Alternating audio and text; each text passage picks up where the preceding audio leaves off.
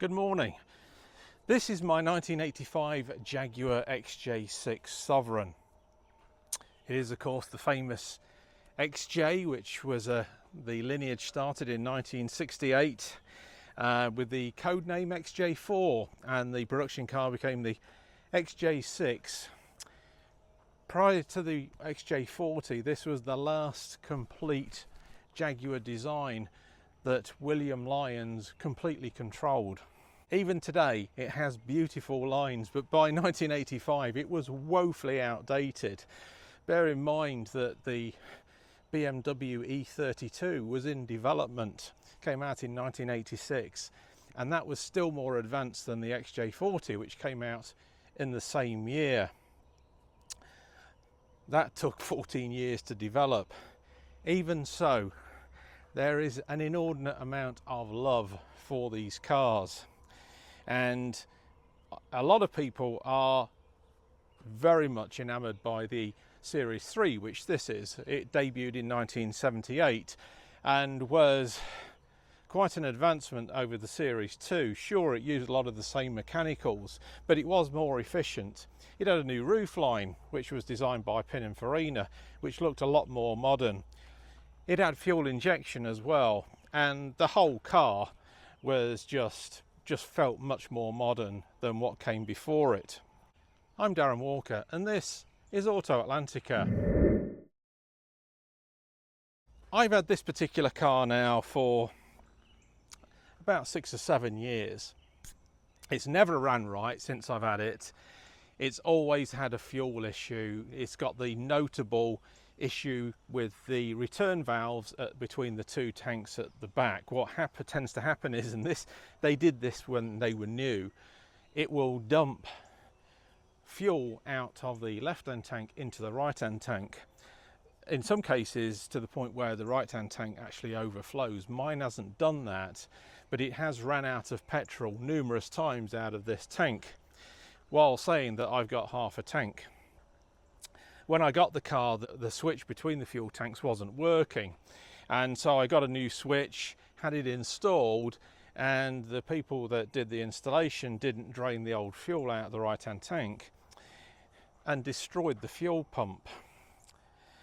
That's been replaced and that seems to be okay, but I was running around in it last year. I parked it up in November and I've had to keep it outside because I have no more room in the garages. So I've got a very nice, comprehensive and weatherproof cover for it, which works really well, but it is dirty because it's been sat under it.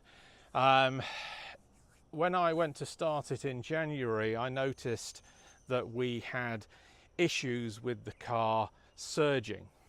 So that could be a coolant sensor, notably, that happens on these. It could be the airflow management as well. There's a number of things it could be. So we're actually going to have this car transported to Boffo Motors. You may have seen my videos on Boffo Motors, where they're going to go through the fuel system with a fine tooth comb and get all this ironed out. But I'm going to now show you what I mean with regards to how this car is surging. This isn't a review video or anything like that, so I'm not going into the history of it. Once I've got the car running, I'll do a much more sort of comprehensive history on the XJ6 at that time. But this video is going to follow the fortunes of this car getting back up to snuff.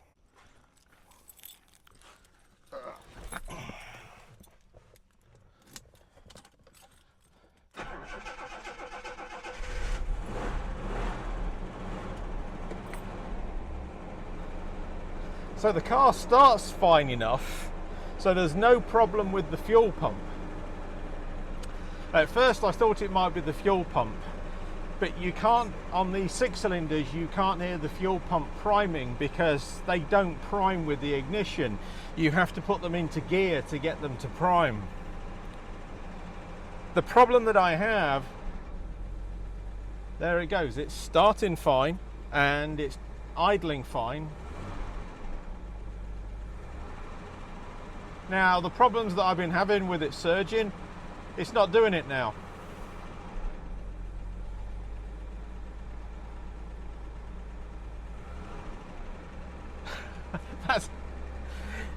That is what you call Murphy's Law.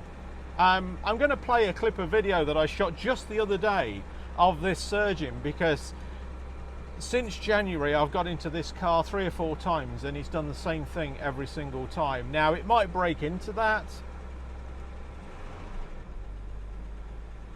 but what was happening was it was fine at idle, but the moment that I touched the accelerator, the car would surge up and down by itself. But it's not doing it now. That's terrific. Even so, I'm going to have this car trailered over to Boffo's, because I obviously can't trust it with the issues that I've been having to actually drive it. It's going to be dangerous.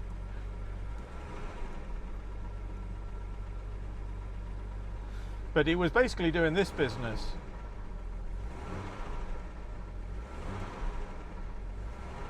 Even though my foot was static on the accelerator. I mean, there may be a slight misfire.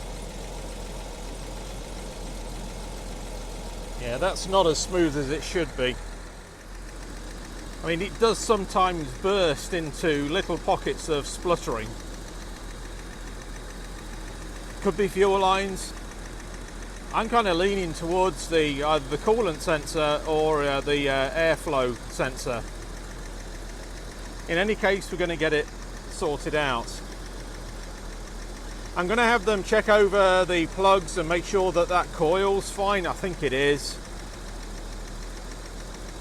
Just make sure that we've got no issues with the ignition system either. So you can see it just spluttering a little bit there.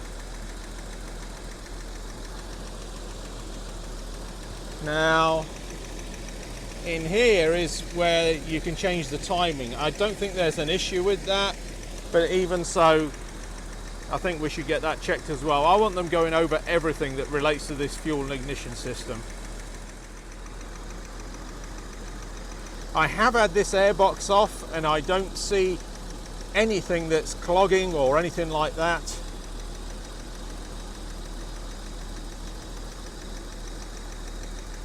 I think it's just a case that this car needs a damn good tune-up ultimately, and get that fuel system gone through and looked at. If it needs a new fuel pump as well, then so be it, but I don't think that's the problem.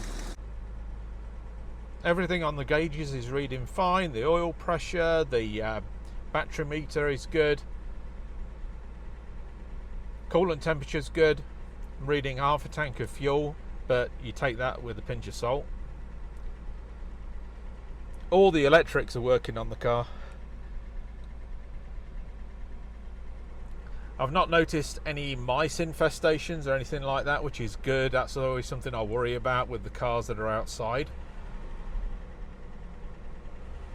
But I'm having none of that surging.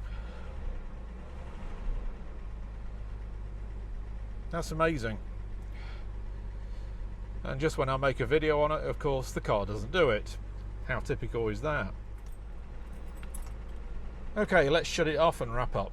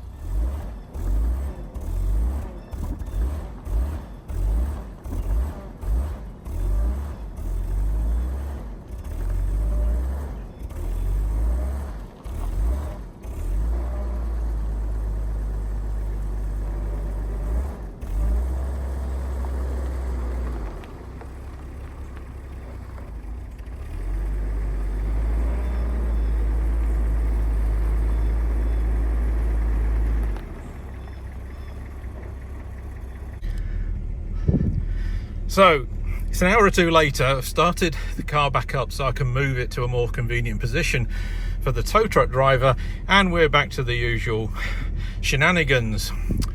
Seriously, I think my car is being controlled by the ghost of Robin Williams, but it's a bit lumpy on idle, but I'm pretty sure that could be the fuel that's in it, but it just needs a tune-up.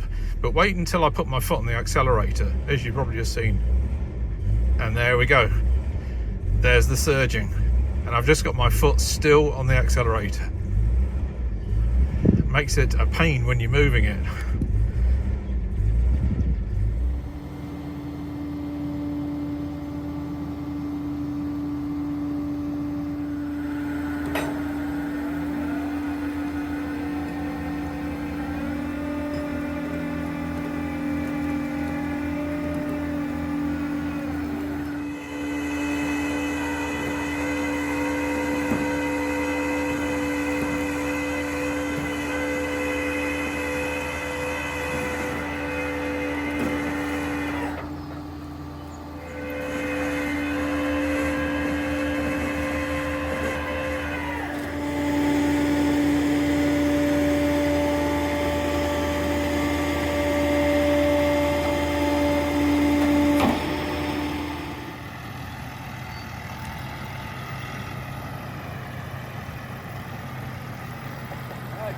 Thank you.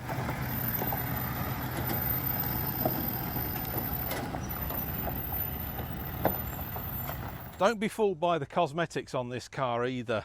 It has had a partial repaint in the past.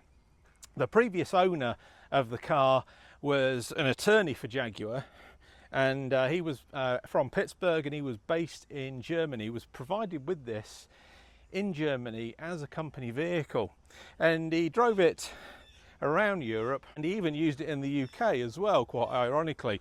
But he retired. He loved the car so much, he bought the car from Jaguar and he shipped it back to the States in around 1987 thereabouts, and then this car has been in the US since then.